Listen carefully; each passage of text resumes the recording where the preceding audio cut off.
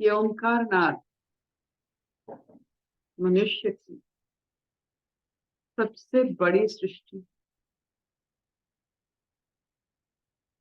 ऐसा शब्द, ऐसा नाद, वो तो शब्द नहीं है, वो नाद है।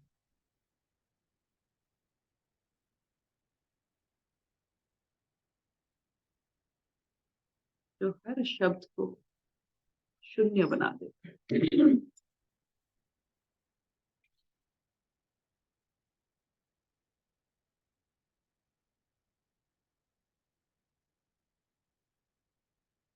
गीता ध्यानम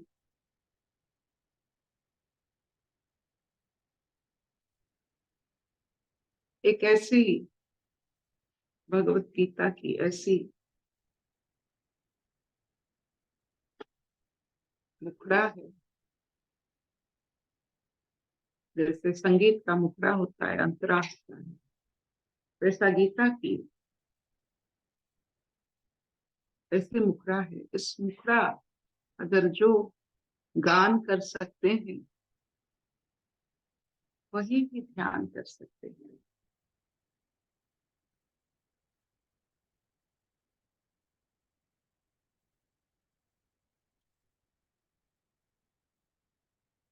नाइन श्लोकस, ये ध्यान में नौ श्लोक है। इसे ध्यान में बहुत सहजता आती है अगर आपको ये श्लोक याद रह जाए।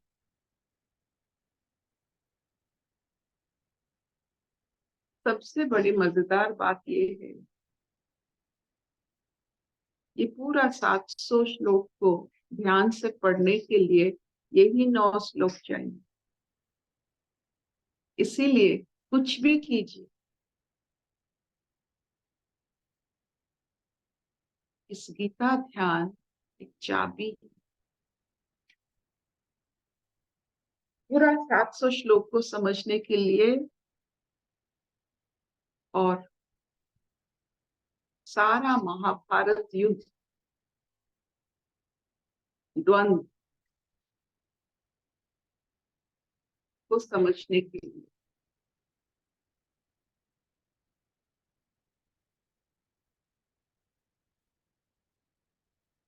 द्वंद्व कैसे सहवास कर सकते हैं, एक साथ रह सकते हैं बिना आपके ऊपर असर किए। जैसे दिन और रात एक ही साथ रहते हैं, ज्ञान अज्ञान एक ही साथ रहते हैं, तो हम ही है उनमें द्वंद्व लाने वाले। अग्नि और जल एक ही साथ रहते हैं, हम ही है उसे जलाने और बुझाने वाले। तो हमारा कर्म जो होता है, ऐसे ज्ञान को प्राप्ति करना है कि हम हर द्वंद्व को एक साथ, मतलब एक साथ उनको रख सके, सहवास कर सके। अगर दिन और रात में कोई तनाव नहीं है तो हम में क्यों? जल और पानी में तनाव नहीं है तो हम क्यों उसमें तनाव लाने की जीवन भर कोशिश कर लेते हैं? तो ये गीता ध्यानम के जरिए या अंतिम श्लोक के जरिए आप हर विपरीत को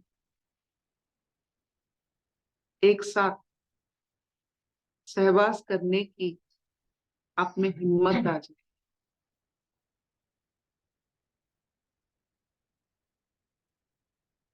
दुख और सुख एक साथ।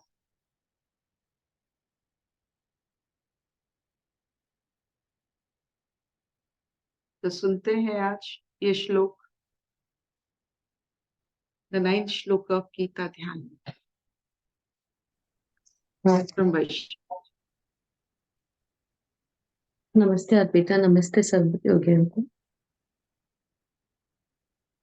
यं ब्रह्मा वरुणेन्द्र रुद्रमरुतः स्तुन्वन्ति दिव्यैस्तवैः वेदैः साङ्गपदक्रमोपनिषदैः गायन्ति यं सामगः ध्यानावस्थिततद्गतेन मनसा पश्यन्ति यं योगिनो यस्यान्तं न विदुः सुरासुरगणा देवाय तस्मै नमः देवाय तस्मै नमः यं ब्रह्मा वरुणेन्द्ररुद्रमरुतः स्तुन्वन्ति दिव्यैस्तवैः वेदैः साङ्गपदक्रमोपनिषदैः गायन्ति यं सामगः ध्यानावस्थिततद्गतेन मनसा पश्यन्ति यं योगिनो यस्यान्तं न विदुः सुरासुरगणा देवाय तस्मै नमः. Salutations to that God whom Brahma, Varuna, Indra, Rudra and the Maruta praise with the divine hymns, whom the Sama chanters sing by the Vedas and their Angas in the Pad and Kram methods and by the Upanishads, whom the yogis see with their minds absorbed in him through meditation, and whose end the hosts of Devas and Asuras know not. Hari.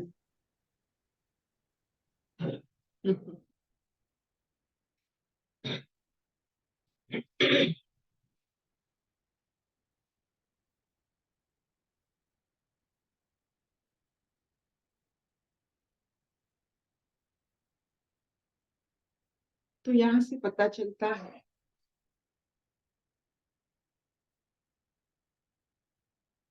कि भाई meditation ध्यान के द्वारा मन को कुछ प्राप्ति होता है।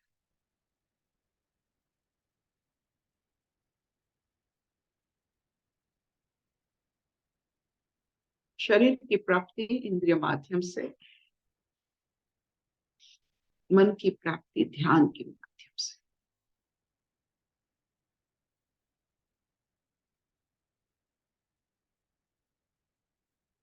और ये जो ध्यान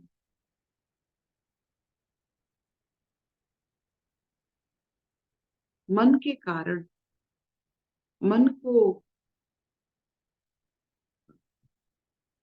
सक्रिय तो नहीं कह सकते, मन को आबद्ध भी तो नहीं कह सकते। तो मन की और एक स्थिति है जो ध्यान हो सकता है। मन सबसे स्पीडिएस्ट व्हीकल, सबसे स्पीड में जाने वाली ऐसी तत्व है। और मन का कोई बाउंड्री नहीं, आप जितना उससे बढ़ा सकते हो घटा सकते हो। चंद्रमा के जैसा घटता है बढ़ता है। तो एक ऐसा तत्व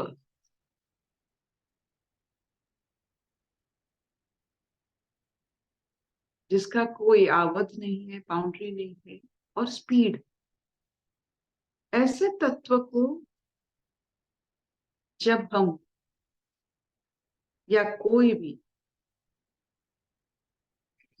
उसको ध्यान का जरिया बना देता है,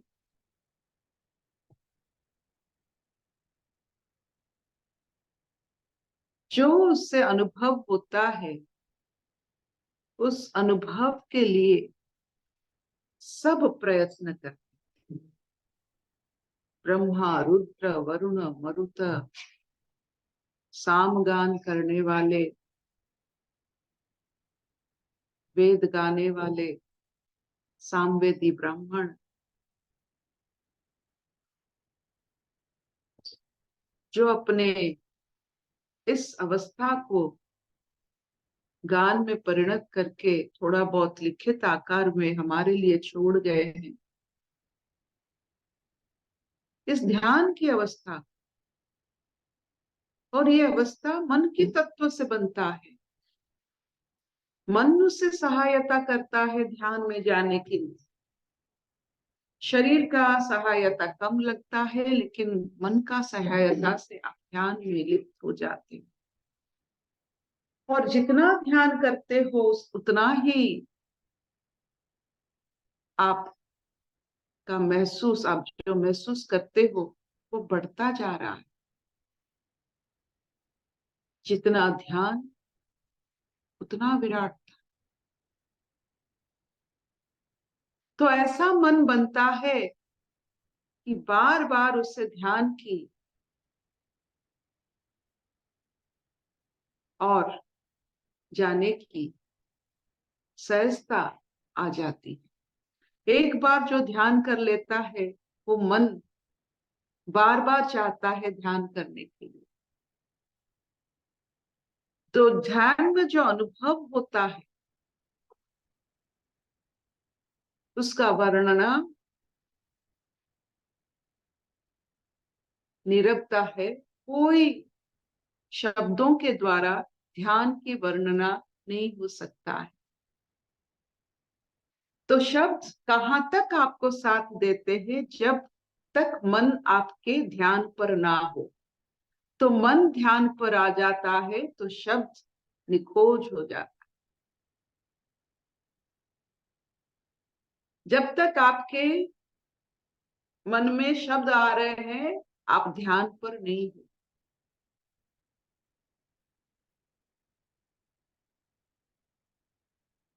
तो जो ध्यान करते हैं इतने सालों से, सब ध्यान करते हैं, ये सब देव देवियां, ये सब ऋषि, ये सब वेद गान करने वाले उस ध्यान का माध्यम से इतने सारे अनुभूति को श्रुति और स्मृति के माध्यम से हमें देने वाले,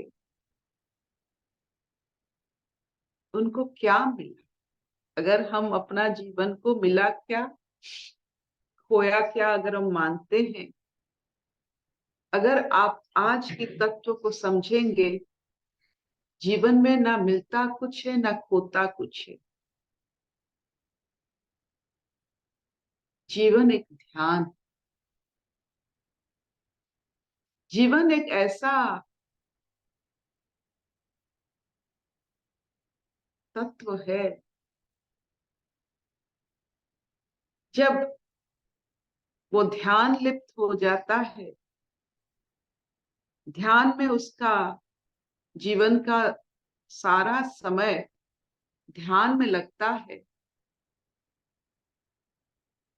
तो विपरीत, द्वंद, युद्ध,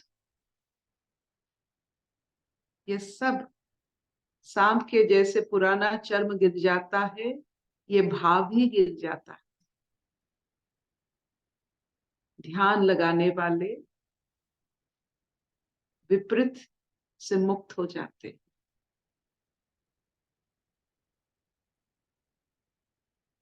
क्योंकि ध्यान में शब्द ही नहीं होता है विपरीत को वर्णना करने के लिए।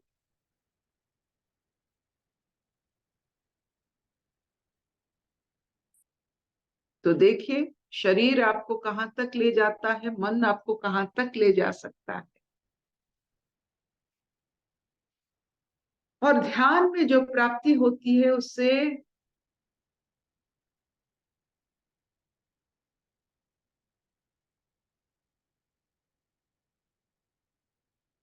कोई भी नहीं कह सकता है कि वो एक संपूर्णता में आप इसे वर्णना कर सको या लिख सको, और रह जाता है, शब्द नहीं मिलता है। तो शब्द की सीमित अवस्था को समझिए और ध्यान को समझिए। जहां शब्द सीमित हो जाता है, उपलब्धि इतना होता है कि आपके पास शब्द नहीं रहता है, उस अवस्था को ध्यान करें। इतना अनुभूति, इतना उपलब्धि, और शब्द नहीं है। इतना खाना आपको यूं ही मिल रहा है। आपके पास जितना पैसा है उससे बहुत ज्यादा आपको संसार का वस्तु मिल रहा है। तो आप क्या करोगे? उन पैसों का मोल कितना रह जाएगा अगर आपको, आपके पैसे के हिसाब से आपको अगर कहीं ज्यादा मिलता है, वो सिर्फ ध्यान में।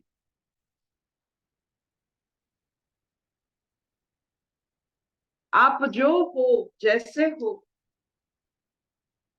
अगर आपको बहुत चाहिए, कुछ भी, ध्यान में आ जाइए, बहुत कुछ मिलता है। आपके पास जितना है उससे बहुत ज्यादा मिलता है ध्यान में। इतना मिलता है, इतना मिलता है ध्यान में कि फिक्र ही छोड़ जाता है, फिक्र नहीं रहता।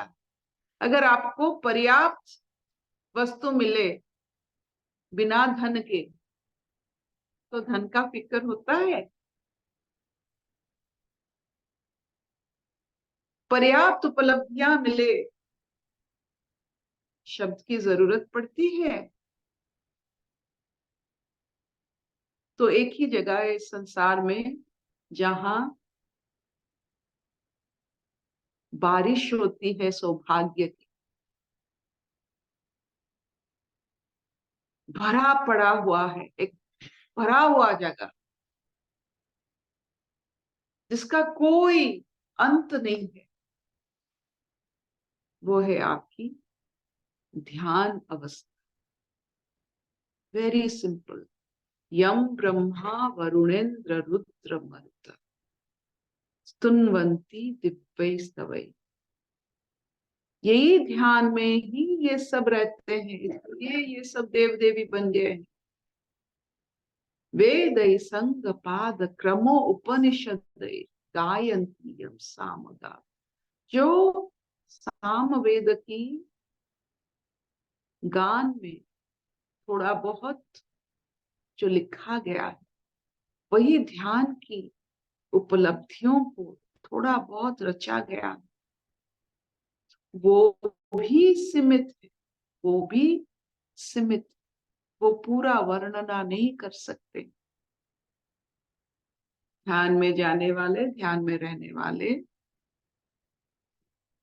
शब्दों से मुक्त हो जाते हैं, और शब्दों की खोज के माध्यम से अपना यह असीमित अनुभूति को रोक नहीं लगाते। हर चीज को शब्दों में डालना पिरोना जरूरी नहीं होता है। आप शब्द की वलय से जब और आगे जाते हो, जहां शब्द की जरूरत नहीं है, उस उपलब्धि को आप क्या कहो?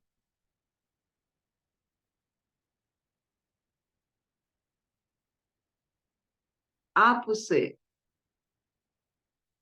कुछ नहीं कह पाओगे, ना ईश्वर कह पाओगे, ना ब्रह्म कह पाओगे, कुछ नहीं कह पाओगे। और उस अवस्था में सब कुछ सहवास करते हैं। ध्यान में विपरीत भी रहता है, ध्यान में सब कुछ एक साथ रहता है। हमारे अज्ञान के कारण हम दिन और रात को अलग करते हैं एट ए लेवल। जब दिन रात एक हो जाता है, भूख प्यास एक हो जाता है, दुख सुख एक हो जाता है,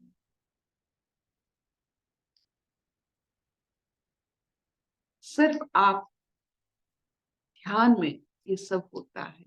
एक जगह जहां विपरीत का कोई असर नहीं है, सिर्फ एक जगह इस संसार में, पर संसार में कहीं भी, वो आपकी ध्यान अवस्था। If you want to be free from the opposite, go into ध्यान।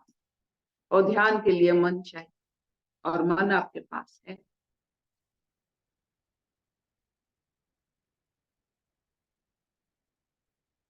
क्या ये सबसे अच्छी, सबसे बढ़िया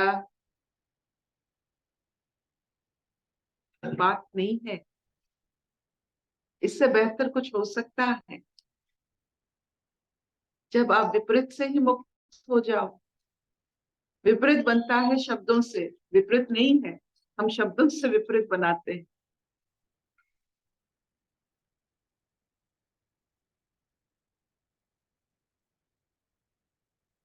क्या इतना चलेगा? वैशाली जी। अर्पिता, बहुत अच्छा लगा अर्पिता। और ये जो आप बोल रहे हो ना ध्यान, हमको पता ही नहीं था ये कुंजी हमारे पास है। लेकिन सत्संग में जब हम बैठते हैं ना तो हमारा मन नहीं रहता है बिल्कुल भी। हमारा मन ध्यान बन जाता है, तो इसीलिए हम रोज आके बैठते हैं कि हमको पता नहीं चलता हमको इधर क्या अच्छा लग रहा है। हम बता भी नहीं पाते हैं। लेकिन वो एक थोड़े टाइम के लिए ना, जैसे बादल साइड में चले जाते हैं और सूरज जैसे दिखता है ना, वैसे हमको वो अच्छा लगता है। इस यहाँ पे आके, सत्संग में आके, यहाँ पे कोई एनालिसिस मन का होता नहीं है। वो शब्द ऑटोमेटिकली कहाँ चले जाते हैं पता नहीं। वो स्वाद यहाँ पे मिलता है सत्संग में। और जो आपने बोला ना कि ये जो रन नदी है करके, तो ये हमारे अंदर ही कैसे सब चीजें हैं एक्चुअली। भीष्म है, द्रोण है, सारी चीजें, लेकिन वहां पे कृष्ण भी है। और कृष्ण मतलब लेट को। तो तुम किसका ध्यान करते हो? जब कृष्ण का ध्यान करते हो तब सब लीला बन जाती है। हम कृष्ण का ध्यान नहीं करते तो कोई कैरेक्टर बन के हमारे लिए वो रन नदी हो जाती है। तो ये सबसे बड़ा कैच सत्संग में होता है। वो डिस्क्रिमिनेशन पावर हमको पता नहीं था, सब हमारे अंदर है। तो थैंक यू वेरी मच।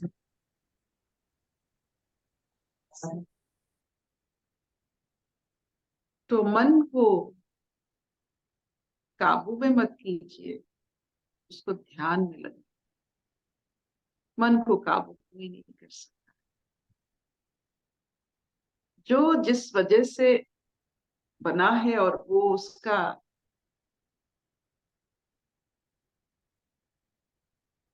जो चरम अवस्था होता है, शरीर का चरम अवस्था आयु है, मन का चरम अवस्था ध्यान। आयु के साथ अगर ध्यान मिल जाता है, कैसा दीप बन।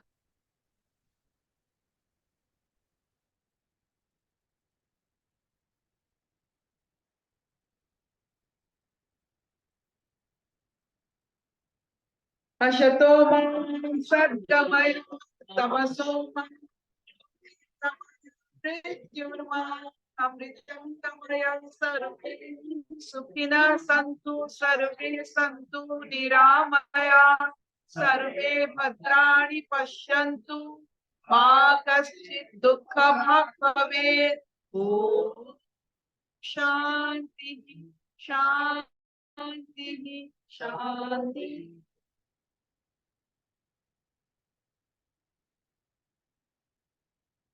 कोई प्रश्न है?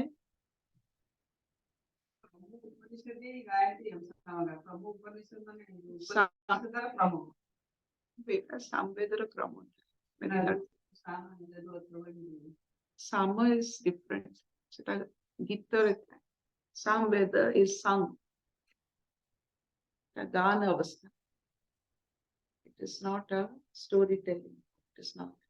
You have to sing it. Samveda, so it has a kram. How to sing it? That's a myth.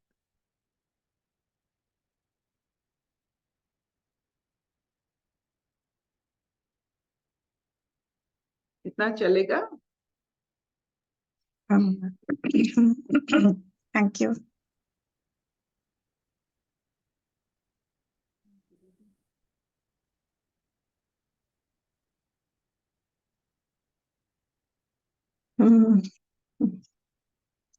सबका मन अभी ध्यानस्थ हो गया।